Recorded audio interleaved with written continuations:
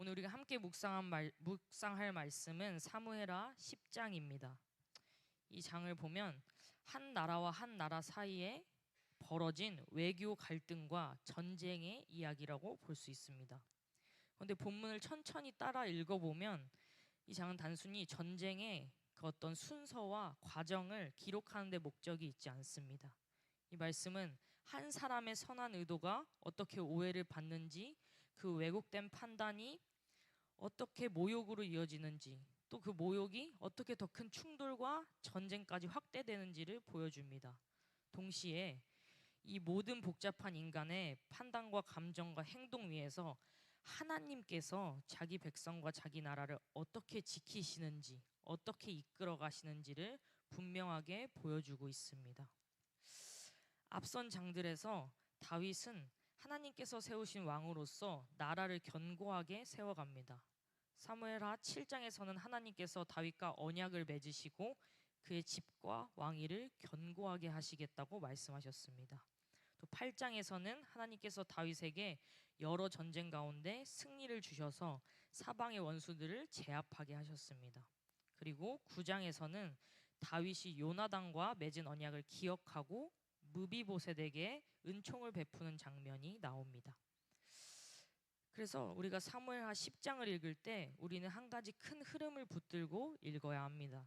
그것은 다윗 왕국이 단순히 정치적으로나 군사적으로나 어떤 능력으로 세워지는 것이 아니라 하나님의 언약과 하나님의 은총과 하나님의 섭리 가운데 견고하게 세워져 가고 있다는 것입니다. 그 흐름 속에서 10장이 이어집니다. 암몬 왕인 나하스가 죽고 그의 아들 한운이 왕이 됩니다. 본문은 다윗이 이 소식을 듣고 한운에게 은총을 베풀고자 했다고 기록합니다. 그리고 그 이유를 다윗의 자신의 말로 전합니다. 그의 아버지 나하스가 내게 은총을 베푼 것 같이 나도 그의 아들에게 은총을 베풀겠다고 합니다. 우리 먼저 본문이 무엇을 분명히 말하는지 보아야 합니다. 본문은 다윗의 의도를 정확하게 우리에게 말해주고 있습니다. 다윗이 사절을 보낸 이유는 조문하기 위함이고 위로하기 위함이고 또 은총을 베풀기 위함이었습니다. 사무엘하 10장 2절에서 이 사건의 출발점은 이렇게 시작됩니다. 그리고 뒤에 이어지는 모든 갈등은 다윗의 악한 의도가 아니라 다윗의 선한 의도로부터 출발했다는 걸 기억해야 합니다. 다윗과 나하스 사이에서 구체적으로 어떤 일이 있었는지 성경이 자세히 설명하지는 않지만 본문이 분명히 말하는 것은 다윗이 이전에 받았던 은총을 기억하고 있다는 사실입니다. 이것은 다윗의 태도를 보여줍니다. 그는 과거에 받은 호의를 잊지 않는 사람입니다. 자신이 왕이 되었다고 해서 또 강한 나라의 강한 권력을 가진 왕이 되었다고 해서 이전의 은혜를 잊어버리지 않습니다. 그리고 그것을 행동으로 나타냅니다. 그러니 이 출발점만 놓고 보아도 본문의 한눈의 반응보다 먼저 다윗의 태도가 더 드러나는 것이 맞습니다. 사무엘하 10장은 선으로 시작되었으나 선이 받아지지 않는 것에서 시작됩니다. 우리는 본문이 던지는 첫 번째 질문을 만날 수 있습니다. 사람은 상대의 행동을 있는 그대로 받지 못하고 자기 마음대로 해석할 때가 많습니다. 그리고 그 해석이 어떤 사건과 어떤 행동의 방향을 바꿔버릴 때가 많습니다.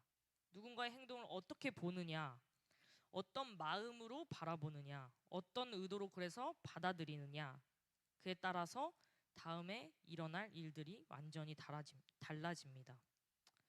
그래서 이 장을 보면서 인간의 마음이 어떤 결과를 일으키게 되는지, 우리의 마음을 통해 어떤 일들까지 일어날 수 있는지를 우리가 볼 수 있습니다.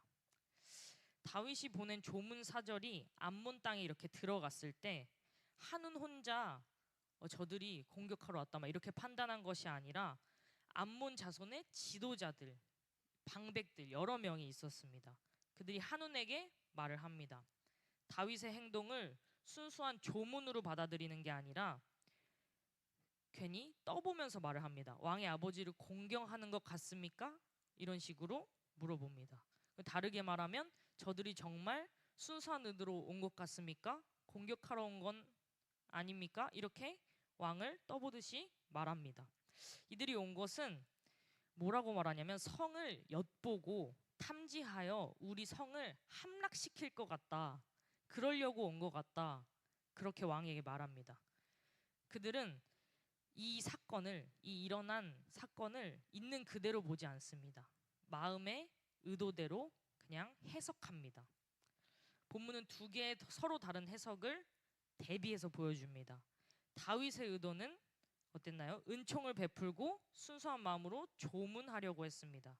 근데 암몬 방백들 지도자들은 정탐하고 함락시키러 온 것이라고 말합니다. 본문이 의도적으로 이 큰 차이를 보여주는 이유는 이 사건의 발단이 어떤 사실 때문이 아니라 마음 때문에 일어난다는 걸 보여주기 위함입니다. 이 장면은 우리에게 인간 마음의 어떤 모습을 보여줍니다. 마음이 의심으로 기울면 상대의 행동도 당연히 의심스럽게 보입니다. 불안한 마음이 들면 선한 의도도 경계하게 만듭니다. 두려움이 지배하는 마음은 호의도 음모처럼 읽혀집니다. 성경이 여기서 그들이 죄를 지었다 뭐 이렇게 말하고 있진 않지만 생각해 보면 우리가 죄를 이런 방식으로 짓는 것 같습니다. 처음부터 마음을 나쁘게 먹고 큰 악을 행해야지 이런 식으로 시작하는 것이 아니라 마음이 뭔가 비뚤어지고 의심이 생기고 그리고 해석이 내 마음대로 되고 그 불안한 마음대로 되고 경계하는 마음대로 되고 그 마음이 그 해석이 또 행동으로 나타나게 됩니다. 상대방이 실제로 무엇을 하려 했는가 보다 내가 어떻게 받아들였는지가 너무 중요해서 그게 행동을 결정하게 됩니다. 하나님 앞에서도 사람 앞에서도 우리는 그럴 때가 있습니다. 이어서 말씀을 보면 한우는 그 방백들의 말을 듣고 다윗의 사절들을 붙잡았어요. 그리고 그들의 수염 절반을 깎고 의복을 중동 볼기까지 잘라서 돌려보냅니다. 오늘날에 생각해보면 이 행동이 어떤 건지 살짝 감이 안 올 수 있지만 이제 그 시대의 그 지역의 문화를 보면 그 수염은 성인 남성의 존엄과 명예를 상징하는 중요한 요소였어요. 수염을 자르는 건 단순히 그냥 외모를 손상시키고 놀리고 이런 정도가 아니라 인격과 명예에 심각한 손상을 주는 것이었습니다. 그리고 의도적인 모욕이었습니다. 또한 의복을 잘랐다는 것 또한 그들을 공개적으로 수치스럽게 만들었다는 거였어요. 이것은 상대 나라가 보낸 공식 사절단을 모욕한 것, 바로 전쟁으로 이어질 수 있는 그런 행동이었습니다. 한운이 그냥 기분이 나빴다 정도의 행동이 아니라 관계 파괴를 선언하는 행동이었어요. 사절을 이런 식으로 대했다는 건 평화의 통로를 끊고 이제 적이 되겠다 이렇게 선언한 것과 다름이 없습니다. 잘못된 해석이 모욕을 낳았고 모욕은 관계의 파괴로 이어집니다. 우리 삶도 마찬가지입니다.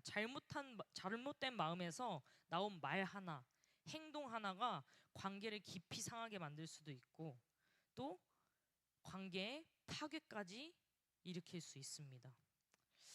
죄의 흐름은 작아 보이는 마음에 어떤 살짝 비틀린 것 같은 것, 그것으로부터 시작해서 큰 파괴로 이어집니다. 이어서 보면 이 사건을 다윗에게 알렸을 때 다윗은 어떤 선택을 합니다. 그들이 수염을 자라기까지 여리고에 머물게 하라라고 말합니다. 이 장면을 살펴보면 다윗의 반응 속에서 그의 성품을 조금 알 수 있어요. 통치하는 방식과 사람을 대하는 마음을 알 수 있습니다. 괜찮다, 그냥 돌아와라. 다윗은 그냥 이렇게 말하지 않습니다. 그 사람들이 크게 부끄러워하였더라라고 성경에 나와 있는데 다윗은 그 부끄러움을 이해하고 배려해서 수염이 자랄 때까지 머물다가 이곳으로 돌아오게 배려합니다.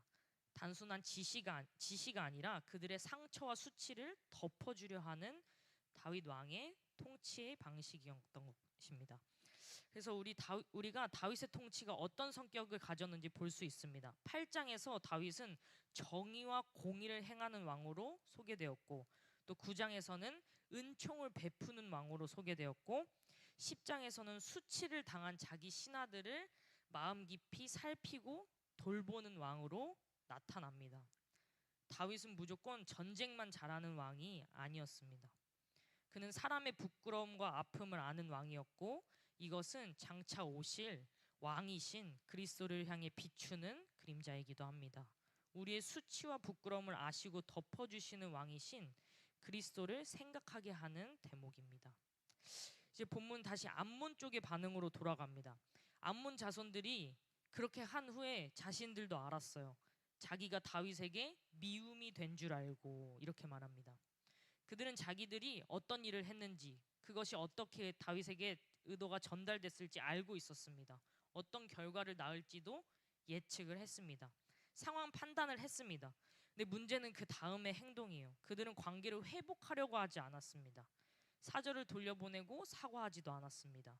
화해를 시도하지 않았고 갑자기 그들은 여러 사람들을 고용하기 시작합니다. 벨롯 아람과 소바 사람 아람과 마아가 왕과 돕 사람까지 끌어들여서 군대를 모읍니다.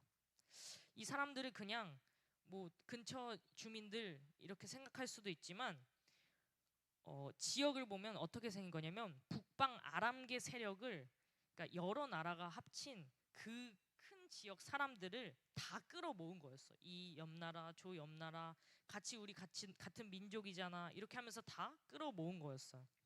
그래서 그냥 지역적인 외교 갈등에서 더 점점 커져서 국제 전쟁으로 커집니다. 문제 해결 방식에 한계가 있는 거였어요. 인간은 이런 식으로 해결하려고 시도할 때가 많습니다. 잘못된 해석이 잘못된 행동을 낳았고 수습하려고는 하지만 어쨌든 내가 생각하기에 옳은 방법으로 뭔가 힘을 끌어들여서 동원해서 맞서려고 합니다. 사람은 내가 만든 문제를 돌아보고 뭔가 회개하고 겸손함으로 풀어가기보다 나의 힘과 능력으로 해결하려 할 때가 많습니다. 그러나 그렇게 해결하고 덮으려고 할수록 문제는 커집니다. 다윗은 이 소식을 듣고 요압과 용사의 온 무리를 보냅니다. 본문은 간단하게 말하지만 실제 상황은 매우 분주하고 복잡했을 거예요. 암몬 자손은 성문 앞에 다 진을 치고 있었고 아람 군대는 또 들에 다 진을 치고 있었습니다. 요압 장군은 그 전쟁터를 보고 자기가 앞 뒤에서 협공을 당할 수 있다는 구조임을 파악합니다. 그래서 판단합니다. 택한 자 중에서 또 택하여 아람을 상대하게 하고 그 다음에 나머지 군대는 동생 아비새 장군한테 맡겨 또 나눠서 싸우게 합니다. 그리고 둘이 서로 돕자고 이야기를 합니다. 요압이 하나님이 도우실 테니 가만히 있자 이렇게 말하지 않습니다. 전쟁을 살펴보고 적의 동태를 생각하고 적절한 전략을 세우고 군대를 재편합니다. 하나님을 믿는다는 건 무책임한 것이 아닙니다. 오히려 맡겨진 자리에서 자신이 할 수 있을 만큼 최선을 다하고 그리고 결과를 하나님께 맡겨드리는 것입니다. 여기서 본문의 핵심 구절 가운데 하나가 나옵니다. 요압은 아비새에게 너는 나를 위하여 강하게 하고 나는 너를 위하여 강하게 하자라고 말한 후에 우리는 우리 백성과 우리 하나님의 성읍들을 위하여 힘을 내자. 여호와께서 선히 여기시는 대로 행하시기를 원하노라라고 말합니다. 우리 백성과 우리 하나님의 성읍들이라는 표현은 이 전쟁이 그냥 영토 싸움, 나라 간의 싸움이 아니라 하나님의 백성과 하나님의 통치 질서가 걸린 문제라는 걸 보여줍니다. 이스라엘은 그냥 나라가 아니었어요. 하나님의 언약 백성입니다. 그러므로 그들을 지키는 일은 곧 하나님의 언약 질서와도 연결이 됩니다. 여호와께서 선히 여기시는 대로 행하기를 원하노라라는 말은 하나님께 모든 것을 맡기는 신앙의 고백입니다. 인간의 책임과 하나님의 주권이 함께 나타납니다. 요압은 전략을 세우고 싸울 준비를 최선을 다해서 합니다. 이것은 인간이 가져야 할 책임입니다. 그러나 최종 결과는 요압이 결정할 수 없어요. 그것은 하나님의 선하신 뜻에 맡기는 것입니다. 이건 무책임한 체념이 아니라 하나님께 맡기는 하나님의 섭리에 순종하는 믿음입니다. 이것이 우리가 가져야 할 신앙의 자세입니다. 우리는 결과를 통제하고 싶어 해요. 그러나 우리 성도의 삶은 우리가 할 일을 다하고 결과는 하나님께서 선하게 이루실 것을 믿는 삶입니다. 전투가 시작되자 아람 사람들이 요압 앞에서 바로 도망칩니다. 도망치는 걸 본 아람이 도망치는 걸 본 암몬 자손도 또 도망하여 성읍으로 들어갑니다. 하나님께서 자기 백성에게 승리를 주시는 것입니다. 사무엘하 전체 흐름에서 보면 이것은 새로운 일이 아닙니다. 하나님은 이미 여러 전쟁에서 다윗에게 승리를 주셨고 다윗의 군사들은 여러 번 승리한 일들이 나옵니다. 다만 오늘 본문에서는 그 승리가 인간의 왜곡된 판단과 모욕과 인간이 일으킨 파괴와 전쟁 속에서 하나님의 언약으로 세워가시는 다윗 왕국이 지켜지는 것을 볼 수 있는 것입니다. 그런 인간의 어떠함에 상관없이 하나님은 다윗의 왕국을 견고하게 세워가시고 그의 백성들을 붙들어 주십니다. 그리고 나서 이 아람 사람이 이 암몬 자손들이 그냥 졌다 하고 도망가고 쉬고 있으면 될 텐데 하다데셀이 또 이스라엘 앞에서 패한 걸 가지고 강 건너의 아람 사람들까지 다 모읍니다. 패배를 인정하지 않고 다시 또 다 불러 모읍니다. 다윗은 이 소식을 듣고 이번엔 직접 가서 이스라엘 군대를 모아서 직접 나서서 싸웁니다. 결과는 또 분명합니다. 또 이들은 이스라엘 백성 앞에서 군대 앞에서 도망칩니다. 본문에서는 병거 700과 마병 4만을 죽이고 군대 지휘관까지 쳐 죽였다고 기록합니다. 아람 연합 세력이 더 사람을 모아서 다 모였어도 결국 다윗의 군사들을 이기지 못했다는 것입니다. 하다데셀에게 속한 왕들이 자기가 이스라엘 앞에서 패함을 보고 이제 마지막에는 다윗과 화해하여 다시 잘 지내고 다윗을 섬기고자 합니다. 그리고 아람 사람들이 이렇게 말합니다. 두려워해서 다시는 암몬 자손을 돕지 아니하리라고 말합니다. 하나님께서 다윗 왕국을 더욱 견고하게 세우신다는 선언입니다. 인간의 악함과 무모한 판단과 대항과 전쟁까지 있었지만 하나님은 결국 언약의 길을 이뤄가십니다. 암몬은 도움을 얻으려 했지만 오히려 고립되고 아람은 개입하여서 세력을 떨치려 했지만 오히려 굴복하여 다윗을 섬기게 됩니다. 반면 다윗 왕국은 하나님의 은혜로 더욱더 안정됩니다. 이 모든 흐름 속에서 본문은 사람의 역사가 아니라 하나님의 섭리가 결국 이 모든 것을 인도하고 계시며 나라를 세우고 계심을 보여줍니다. 이제 본문을 우리 삶에 적용해 보아야 합니다. 우리는 종종 큰 문제가 갑자기 생긴다고 생각합니다. 그러나 성경은 많은 경우 문제가 갑자기 생기는 것이 아니라 약간의 삐뚤어진 마음과 또 그것으로 인한 어떤 의도의 잘못된 해석과 또 부적절한 행동들이 쌓여서 커진다고 말을 해줍니다. 암몬 자손의 행동을 보면 알 수 있습니다. 우리도 죄를 이런 식으로 짓는데 아까 말했던 것처럼 처음부터 악을 굳게 결심하고 죄를 짓는 사람은 없습니다. 내 마음이 틀어지고 판단이 흔들리고 불안함이 생기고 두려움에 지배당하게 되면 그것이 행동으로 나타나고 관계를 깨트리기도 하고 더 큰 죄와 파괴로 이어지게 됩니다. 성도들은 자기 마음을 먼저 살펴야 되는 것입니다. 하나님의 백성들은 자기 마음을 먼저 살피고 하나님 앞에 먼저 서야 되는 것입니다. 그래서 내가 있는 사실 그대로 보고 있느냐 아니면 내 두려움과 의심과 상처로 뭔가 잘못 바라보고 있느냐 점검해야 합니다. 또한 본문은 우리에게 바른 신앙의 태도를 가르칩니다. 요압은 최선을 다했습니다. 그러나 결과는 하나님께 맡겼습니다. 이것이 우리가 가야 할 신앙의 길입니다. 해야 할 책임을 피하지 말아야 합니다. 관계를 지키기 위해서 할 일을 해야 하고 맡겨진 싸움이 있다면 믿음으로 감당해야 합니다. 그러나 결국 모든 결과는 하나님의 손에 있음을 인정해야 합니다. 내 계산, 내 통제, 내 힘으로 모든 것을 결정하려는 태도는 믿음이 아닙니다. 참된 믿음은 최선을 다한 후에 하나님의 선하신 뜻을 신뢰함으로 기다리는 것입니다. 사랑하는 여러분, 이 기록이 그냥 역사적인 한 기록으로 우리에게 남지 않았으면 좋겠습니다. 우리의 마음을 돌아보는 말씀이 되었으면 좋겠고, 또 우리의 신앙의 태도를 점검하는 말씀이 되었으면 좋겠습니다. 그리고 하나님께서 자기 백성과 자기 나라를 어떻게 지키시는지 우리가 하나님의 그 크심과 은혜를 기억했으면 좋겠습니다. 사람의 불신과 오해와 적대와 그 어떤 것들이 방해할지라도 하나님의 섭리는 흔들리지 않습니다. 하나님께서 우리를 지키시고 하나님께서 우리에게 부어주신 은혜는 그것과 관련되지 않습니다. 흔들리지 않습니다. 이것이 우리에게 하나님이 소망이시며 위로이시며 평안이시라는 것을 알게 해줍니다. 하나님은 모든 것 위에서 자신의 뜻을 이어가십니다. 우리 마음에 그것을 새겼으면 좋겠습니다. 언제나 여호와께서 선히 여기시는 대로 이루실 것을 믿었으면 좋겠습니다.